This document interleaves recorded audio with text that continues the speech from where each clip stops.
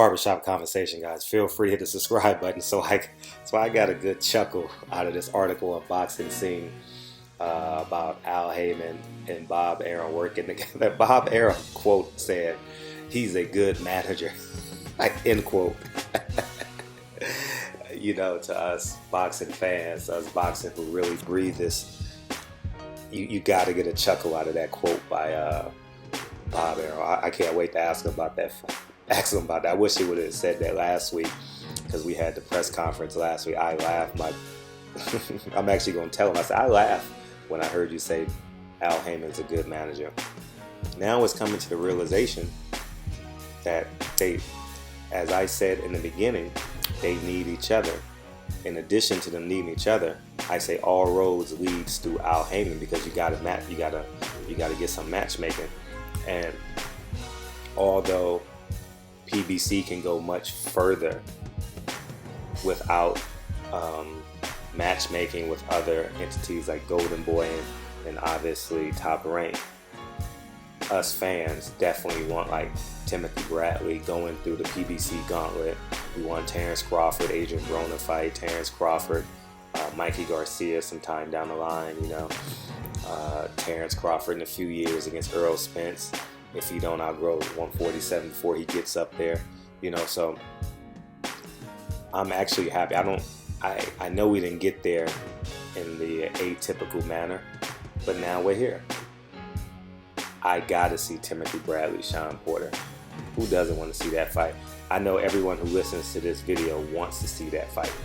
Who doesn't want to see a pit bull versus another pit bull? You know, no pun intended.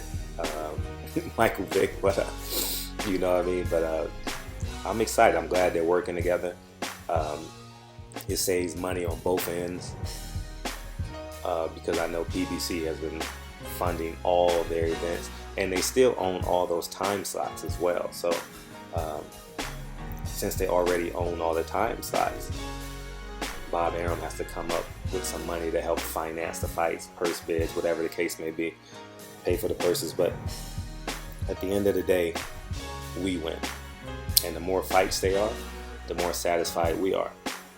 You know, it's just not like a college football season or an NBA or an NFL season where we know what's coming. You know, they lay out the NFL, they lay out the 17-week schedule. You get a bye, so you know what's coming in the next week. But in boxing, we really don't know. We don't have like a slate. If Danny Garcia beats Robert Guerrero, then he gets Keith Thurman in October. We don't know that. Everything is negotiable, which has its pluses and minuses. But at the end of the day, if Top Rank and PBC are going to work together, we got some bomb burners.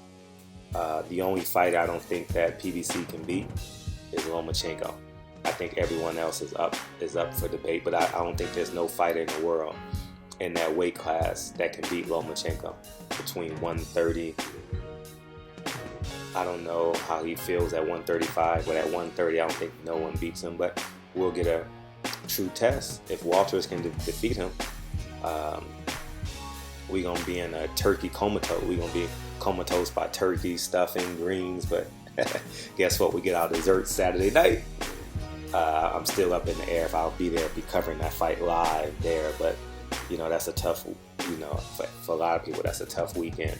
I may go up Saturday and come back Sunday for the fight, but we'll see. So Barbershop Conversations, Bob Arum says Al Hayman is a good manager. You got to laugh at that comment, because I know on Dante's Boxing Nation, he has a quote. I was going to pull it. He has a quote where he says he'll never work with Al Hayman again. So you guys will get a chuckle out of that. Barbershop Conversations. We got a dry October, but we have a really big November. And we'll see how it turns out. So Barbershop Conversations. Talk to you guys soon.